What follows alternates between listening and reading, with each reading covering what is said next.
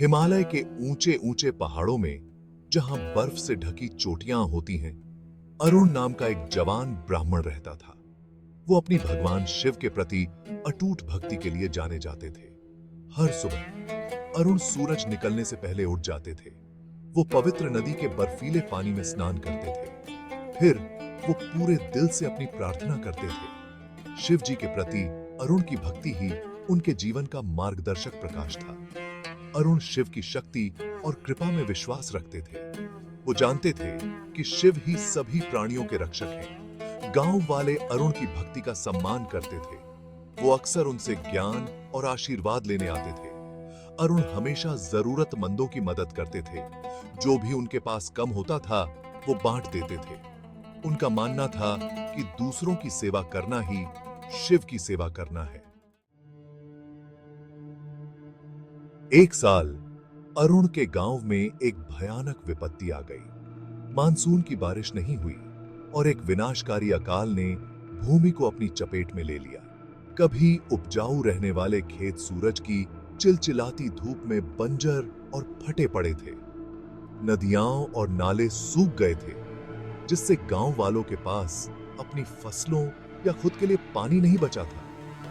गांव वाले बेबस होकर देख रहे थे कि उनका अनाज खत्म होता जा रहा है। भूख और हताशा ने गांव पर एक काला साया डाल दिया था। बच्चों की हंसी की जगह भूख के रोने की आवाजें आने लगी थी। कभी जीवंत रहने वाला समुदाय अब भय और निराशा की चपेट में था। अपने लोगों की पीड़ा देखकर अरुण का हृदय द्रवित हो गया। वो जानते थे कि उन्हें उनकी मदद के लिए कुछ करना होगा। अरुण ने उस एक शक्ति से मदद मांगने का फैसला किया जो उनकी पीड़ा को समाप्त कर सकती थी, भगवान शिव। वो गांव के मंदिर गए। वहां वो पवित्र शिवलिंग, जो शिव का प्रतीक है, के सामने खड़े हो गए। भारी मन से अरुण ने अपनी आत्मा को प्रार्थना में डुबो दिया। उन्होंने शिव से प्रार्थना की कि वो अपने लोगों पर दया करें और उन्हें अकाल की चपेट से मुक्त करें। हे भगवान शिव, कमजोर और पीड़ित लोगों के रक्षक, अरुण रोए। आपके भक्त बहुत जरूरत में हैं। हमारी भूमि बंजर है, हमारे अन्न भंडार खाली हैं और हमारे बच्चे भूखे मर रहे हैं। हे प्रभु, हम पर अपनी करुणा बरसाएं। इस दुख का अंत करें और अपने लोगों को इस विपत्ति से बचाएं। मौन मंदिर में अरुण की प्रार्थना गूंज उठी, जो उनके अटूट विश्वास और हताशा से भरी हुई थी। उनका मानना था कि शिव उनकी प्रार्थना का उत्तर जरूर देंगे।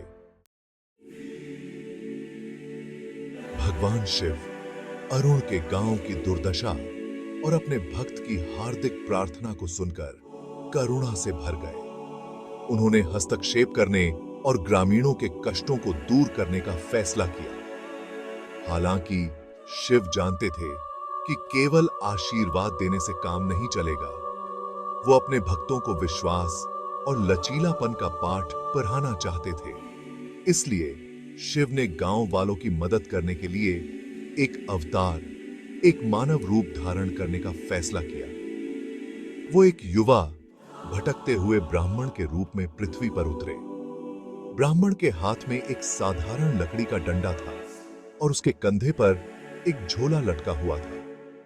उनके पास एक शांत आभा और एक जानकार मुस्कान थी, जो गर्मजोशी और दया बिखेरती थी। वो गांव में आ गए, लेकिन उनकी उपस्थिति पर किसी ने ध्यान नहीं दिया, क्योंकि चारों तरफ निराशा फैली हुई थी।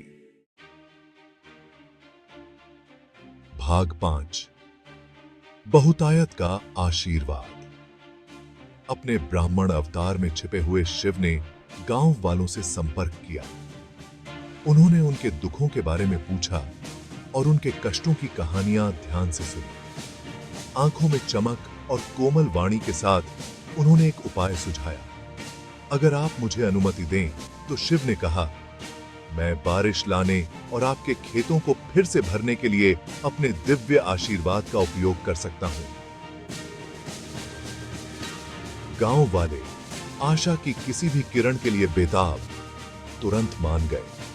शिव, तत्वों के स्वामी, ने आकाश की ओर अपने हाथ उठाए। काले बादल छा गए और चिलचिलाती धूप ढक गई, गड़गड़ाहट हुई और सूखी जमीन पर एक ठंडी हवा चली। फिर आकाश खुल गया और मूसलाधार बारिश होने लगी, जो प्यासी धरती को तर कर रही थी। जैसे ही बारिश हुई, धूल और निराशा दूर हुई। गांव वाले आनंदित हो उठे। उन्होंने महसूस किया कि यह कोई साधारण ब्राह्मण नहीं था, बल्कि एक दिव्य व्यक्ति था जिसने उनकी प्रार्थनाओं का उत्तर दिया था।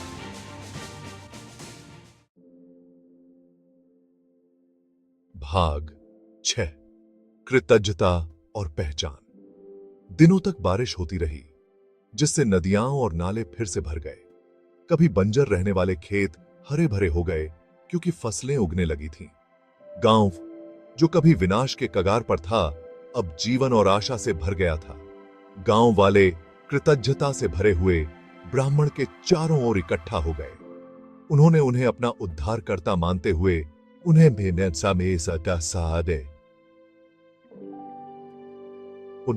धन्यवाद दिया। अरुण ने घटनाओं के इस चमत्कारी मोड़ को देखकर खुशी और कृतज्ञता का अनुभव किया। वो अपने दिल में जानते थे कि यह कोई साधारण ब्राह्मण नहीं था, बल्कि उनके प्यारे भगवान शिव थे जो उनकी मदद के लिए आए थे। अरुण ने ब्राह्मण के सामने झुककर प्रणाम किया। उनकी आंखें कृतज्ञता के आंसुओं से भर गईं। उन्होंने उनके चारों ओर दिव्य आभा और उनकी आंखों में अचूक करुणा को पहचान लिया।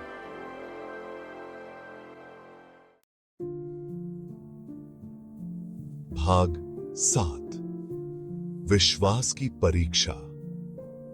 शिव अरुण के अटूट विश्वास और भक्ति से प्रसन्न होकर उनकी परीक्षा लेने का फैसला किया।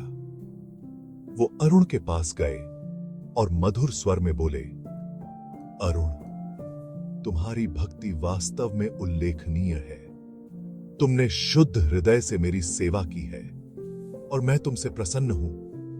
अरुण भावनाओं से अभिभूत थे। स्वयं शिव द्वारा संबोधित किया जाना एक अतुलनीय आशीर्वाद था। वो शिव के चरणों में गिर पड़े। उनके चेहरे से कृतज्ञता के आंसू बहने लगे। मेरे प्रभु, अरुण ने कहा, आपकी उपस्थिति शब्दों से परे एक आशीर्वाद है। आपकी सेवा करना ही मेरी एकमात्र इच्छा है। भाग 8। एक कठिन चुनाव। शिव मुस्कुराए अरुण के हृदय को जानकर। अरुण, उन्होंने कहा, मैं तुम्हारी भक्ति से प्रसन्न हूं। अब मैं तुम्हें एक विकल्प प्रदान करता हूं। तुम यहां अपने गांव में रह सकते हो और अपने लोगों को उनके जीवन के पुनर्निर्माण में मदद करके मेरी सेवा करते रह सकते हो, या तुम मेरे साथ हिमालय में मेरे निवास स्थान की तीर्थयात्रा पर चल सकते हो, जहां तुम अपना जीवन पूरी तरह से मेरी पूजा के लिए समर्पित कर सकते हो। अरुण का दिल धड़क गया। चुनाव कठिन था। वो अपने समुदाय के प्रति अपने कर्तव्य को पूरा करते हुए रुक सकते थे और अपने लोगों को फिर से बसाने में मदद कर सकते थे, या वो अपने दिल की इच्छा का पालन कर सकते थे और अपना जीवन पूरी तरह से शिव को समर्पित कर सकते थे। उन्होंने गांव वालों को देखा। उनके चेहरे आशा और कृतज्ञता से भरे हुए थे। फिर उन्होंने शिव को देखा। उनका हृदय अपने प्रभु की संगति में रहने की लालसा से भर गया। उनने प्रभु की ताज्य पाए।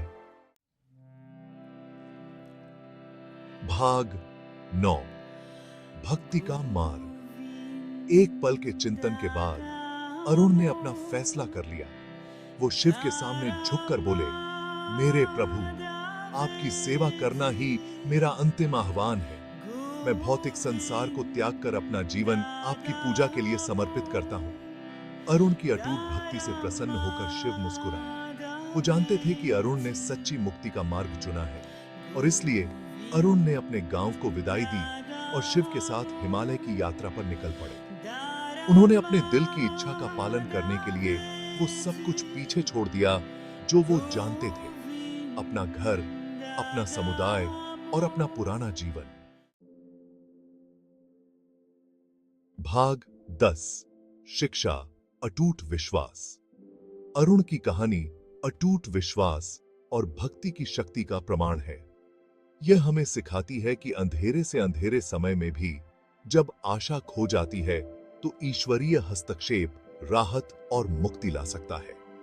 यह हमें याद दिलाता है कि सच्ची भक्ति का अर्थ है ईश्वर पर भरोसा रखना, कठिन चुनावों का सामना करने पर भी। अरुण की कहानी उन सभी के लिए प्रेरणा है जो ईश्वर के साथ अपने संबंधों को गहरा करना चाहते हैं। यह हमें सिखाती है कि भक्ति का मार्ग ही सच्ची पूर्णता और मुक्ति की ओर ले जाता है।